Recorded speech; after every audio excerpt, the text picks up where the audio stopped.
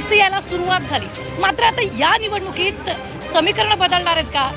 ती निवडणूक तर महिलांमुळे, लाडक्या बहिणींमुळे गेम चेंजर ठरलेली आहे. या निवडणुकीत नेमकं काय होत आहे? लाडक्या बहिणी कुणाच्या बाजूनं मत देणार, कुणाला कौल देणार, हे पाहणं महत्त्वाचंच असताना आज आपण लाडक्या बहिणींची चर्चा करणार आहोत. एकीकडे महायुती सरकारनं म्हणजे देवा भाऊ, एकनाथ शिंदे भाऊ यांनी दिलेले 1,500 रुपये एका बाजूला ठेवूयात आणि महिलांचे इतर विषय एका बाजूला ठेवूयात. आणि या सगळ्या विषयांवर आता नेमक्या महिला कुठल्या भाऊंच्या बाजूने हे त्यांच्याकडूनच जाणून घेऊया.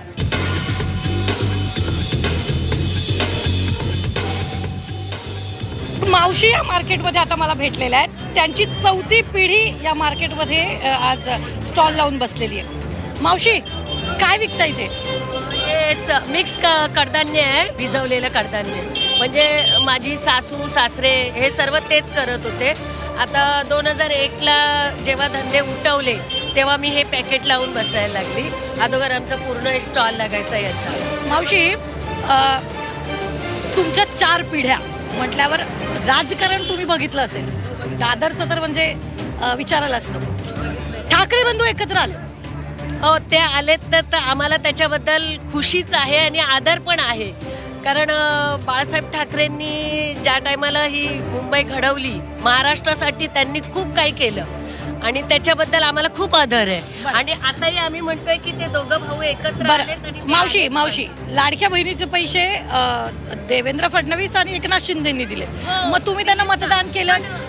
लाडक्या बहिणीचं त्यांनी दिलं, आम्ही मान्य करतो. पण त्यांनी काय त्यांच्या खिशातले नाही दिलेत. सरकारचे पैसे आहेत, जनतेकडनंच पैसे वसूल करतात आणि जनतेला देतात. ते काय त्यांच्या खिशातले पैसे देत नाही आहेत. मग याच्याबद्दल आम्हाला राज ठाकरेंबद्दलच प्रेम आहे.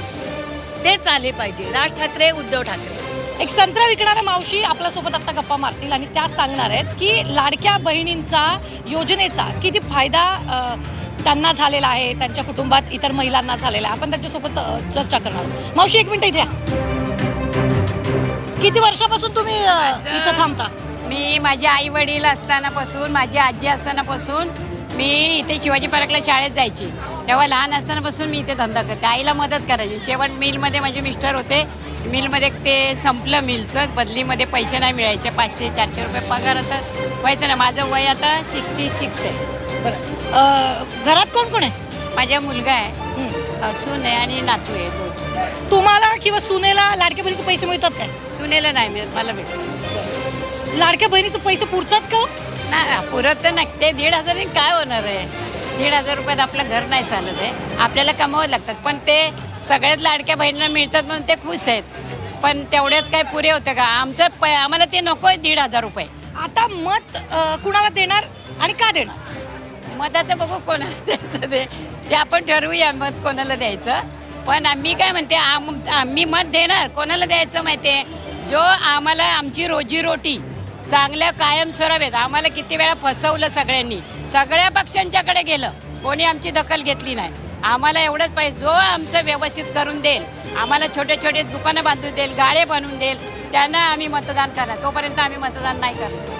जशी त्या मावशींनी मागणी केली की आम्हाला काही नको, आम्हाला पैसे नको, आम्हाला काही नको, जी आमची रोजी सुरू आहे, ज्या ठिकाणी आमचा धंदा चालतो त्याच ठिकाणी आम्हाला तुम्ही गाळे बांधून द्या. त्या प्रत्येक पक्षाकडे गेल्यात, त्यांनी प्रत्येक पक्षाला निवेदनं दिली आहेत, मात्र कुणीही त्यांना सहकार्य केलं नाही, असं त्यांचं मत आहे. एक मावशी आणखी आपल्याबरोबर सोबत. मावशी, बसू का? मावशी, किती दिवसांपासून, किती वर्षांपासून इथे? आमचे 40 वर्ष झाले. 40 वर्षापासून. बरं, याच्या व्यतिरिक्त घरात कोण कोण आहे? घरात कोणी नाही. लाडक्या बहिणीचे पैसे मिळतात का? नाही भेटते. अर्ज केला होता? अर्ज केले, मग कोणाला काय नाही भेटले. का नाही भेटले? त्यांना मतदानाला नाही देत, नाही दिलेले आम्हाला पैसे. आता मतदान होणार आहे 15 तारखेला. मतदान करणार आहे का? हो, आम्ही करणार ना. कुणाला करणार? कोणाला पण करणार. तिथं बटन दाबलं कुठं जाते काय माहित, आपल्याला काय करणार. आम्ही देते मतदान. म्हणजे तुम्हाला असं वाटतंय का की बटन तुम्हाला हवं त्या पक्षाला मतदान करता आणि ते जातं दुसरीकडे, असं वाटतं का? हो, ते दुसरीकडे जाते. ते लोक पैसे देऊन दुसरीकडे घेते सगळं कडून. किती माणूस कोणाला पण टाकते ना, ते लोक उलटा घेऊन जाते. बरं, मला एक सांगा, महिला सुरक्षा, महिलांसाठी कुठला नेता, कुठला पक्ष काम करतो असं तुम्हाला वाटतं? आम्हाला आता महिला मंदी कोणी काम नाही करत ना, विधवा बाईला कोण साथ देत नाही. आम्ही कमवून खाणार आहे. आम्हाला किती वर्षाला म्युन्सिपाल्टी आलाय, पोलिसाला आम्ही धावत जाते. आम्हाला ठिकाणं नाही तर बसून धंदा करायचे. मार्केटमध्ये आता सगळ्यांच्या प्रतिक्रिया महिलांच्या जाणून घेत असताना एक दादा माझ्या समोर आले. ते मला म्हणाले की मला महिलांच्या प्रश्नावर बोलायचंय आणि महिलांनी नेमकं कुणाला मतदान करायला पाहिजे याविषयी सुद्धा मला बोलायचंय. मी त्यांच्याकडून जाणून घेणार आहे. दादा, काय वाटतंय महिलांसाठी कुणी काम केलं? महिलांसाठी तर जी सरकार आहे ती फक्त बोलते महिलांसाठी आम्ही काम करतो म्हणून, पण प्रॉपर जर बघायला गेलं तर तसं काम झालेलं नाही आहे महिलांसाठी.